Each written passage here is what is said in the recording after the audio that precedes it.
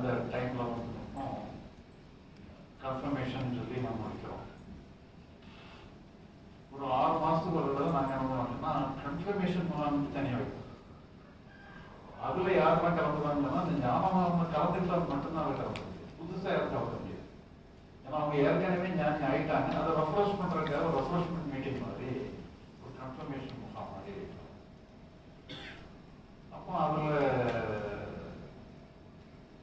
எல்லாரும் வந்தவங்க எல்லாருமே வந்து ஏற்கனவே அறிமுகம்னா அவங்க எல்லாருமே ஞானிகளாக தான் இருப்பாங்க. இருந்தாலும் சரி ஒரு கலந்துக்கணும்னு சொல்லி கலந்துக்கிறோம். அப்போ அது வந்து ஒவ்வொருடைய அனுபவங்கள்லாம் பேசும்போது சில அனுபவங்கள்லாம் நம்ம ரசிக்கிற மாதிரி, சில சொல்ற மாதிரி. அப்போ அதில்